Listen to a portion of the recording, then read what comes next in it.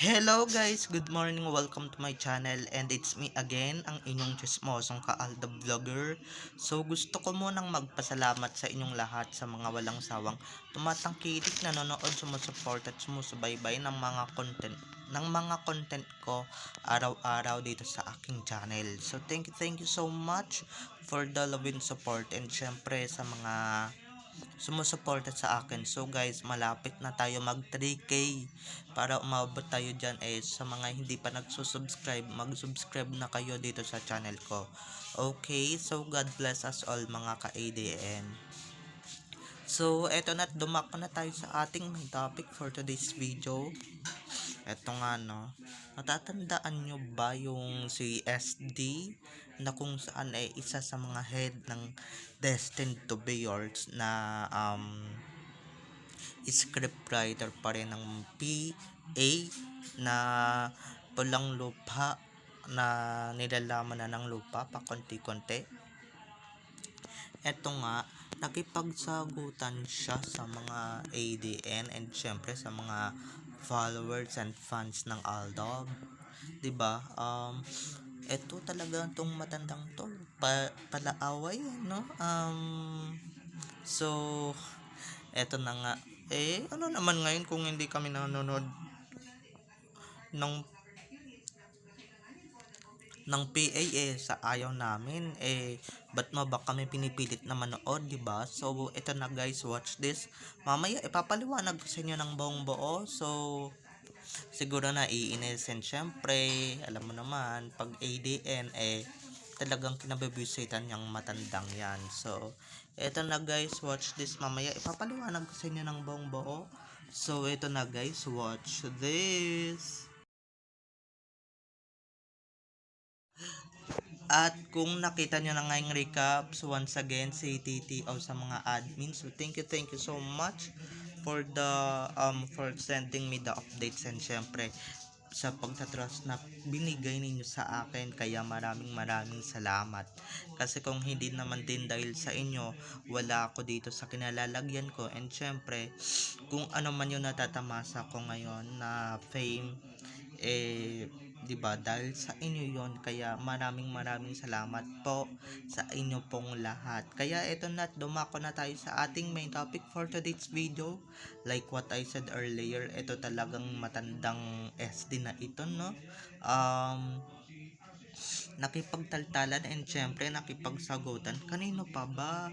Syempre sa number 1 tinik sa kanyang lalamunan na ADN, or sa tinik sa kanilang mga lalamunan na ADN, 'di ba? Siguro naman yung iba kahit naman hindi ADN, nakikipagtaltalan siya talaga ng bonggang-bongga na lalong-lalo na pagka binabasang boycott. At eto nga guys, take note, may nabasa akong isang quote na parang nagmamakaawa si SD na panoorin ang PA, yung Pulang Araw sa TV, wag lang daw puro sa Netflix. Wag, 'di ba? At pati isa nilang artista na big star daw kuno, na hindi naman gagawin ni Alden yon, no, na makaawa na syempre panoorin ang PA dahil wala siyang pakialam kahit na kumita yan, kahit na magkaroon yan ng advertisements na pumasok, wala siyang pakialam basta bayad siya dyan.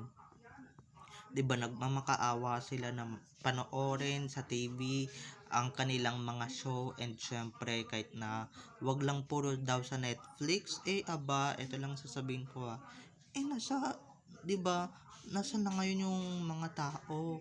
Hello, nasa online era na tayo ngayon. Hindi na tayo nasa hindi na tayo sa TV era, 'di ba? Yung panahon pa nila, yung panahon pa nila yung panahon yung panahon pa nila Regine, panahon pa nila Ogie, 'di ba? Panahon pa nila Lani, yung panahon pa ng SOP, 'di ba, na tutok ka sa TV, hindi na uso 'yon, 'di ba? Kahit daw buksan nyo lang talaga yung TV ninyo, kahit na hindi kayo nanonood, basta buksan ninyo yung TV ninyo, ano yung sinasabi ninyo, kahit na hindi kayo manood buksan nyo lang yung TV ninyo. Nek nyo, kaya nga magbubukas ng TV para manood, 'di ba? Para manood ng telebabad show and syempre ng afternoon prime show. Ang sabihin ninyo guys, nilalangaw talaga yung afternoon, yung ano ninyo, yung telebabad show ninyo dahil kay papangit, diba?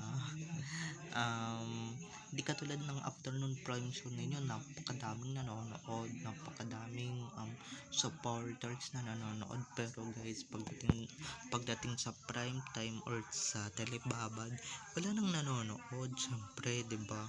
Lalong lalo na guys pagka busy ka sa opisina, may trabaho ka, 'di ba? Alam mo naman manood kayo sa TV during your work, 'di ba? During your duty as a worker.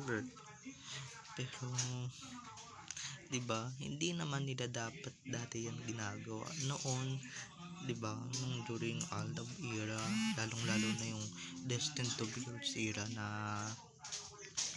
flop daw, no, dahil nga sa pangbababoy and syempre pangwawalang yan nila. Ano kayo ngayon, 'di ba? Gumaganti na yung ADN sa inyo, isang matinding ganti na yan sa inyo at isa ng matinding hibagsikan ang nangyayari, 'di ba?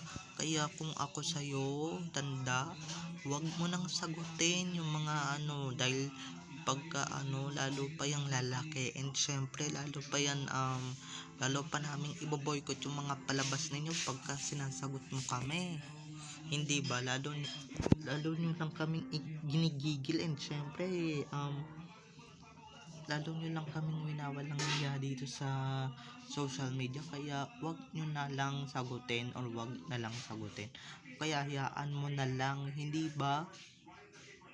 Sa bagay kahit naman sinong basher, nakikita ko rin sa Facebook guys, pala sagot yung matandang hukluban na yan, kaya at saka ito yung mga nira-write ups niyang script, yung mga nira-write up niyang palabas, 'di ba? Medyo nakakasawa na rin at medyo walang kapupulutan ng aral, 'di ba?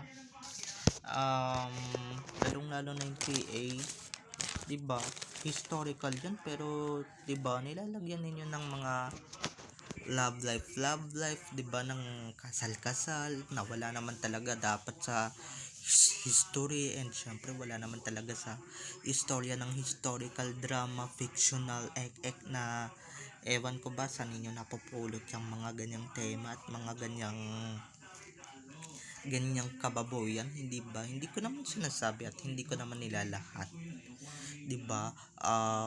Oo, yung iba maganda sa paningin nila yung fictional and syempre yung istorya kapupulutan ng aral, pero guys kung panonoorin ninyo sa YouTube, Diyos ko, nakakatamlay and syempre nakakaloka din yan na panoorin, 'di ba? Kahit ako dati guys nanonood sa YouTube, pero eto don't get me wrong, don't bash me, okay? Pero tinigil-tigilan ko na dahil I realized that boring, walang excitement, walang mga 'di ba, lalong-lalo na guys kung millennial ang viewers ninyo gaya ko, hindi makaka-relate, 'di ba, sa fictional drama na 'yan. Kaya ito lang sasabihin ko sa inyo, tigilan nyo na yung kagagawa ng fictional na yan dahil nga iba na tayo ngayon, millennial na ang hari reyna ng TV, kaya dapat sumang-ayon din kayo sa mga ganong palabas, okay? Huwag puro kabit, huwag puro patayan, historical, 'di ba? Wala na tayo sa 90s era, wala na tayo sa 90s na binanggit ko kanina na katulad ng Ana Karenina, 'di ba? Actually, yung mga nabanggit kong yun ang gagandang palabas, 'di ba? Hindi pambababoy at hindi pangwawalang hiya ang pinapalabas. Hindi katulad ngayon, guys, kahit saan may kabitan, 'di ba? May mga laplapan, 'di ba? Ganyan na tema. ayoko ng mga ganyan, lalong-lalo na ako, millennial. Bakit na yung mga taga-Amerika na rin?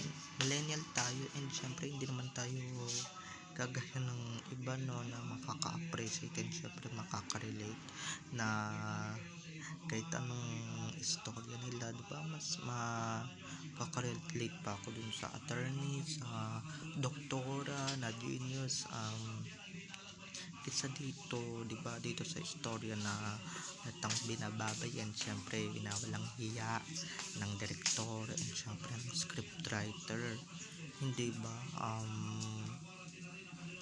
kaya eto, palibasa matapang yan, yung tapang mo, hindi uubra yan sa ADN, and syempre hindi uubra yan sa mga fans na talagang inaapi at inaagrabyado mo noon.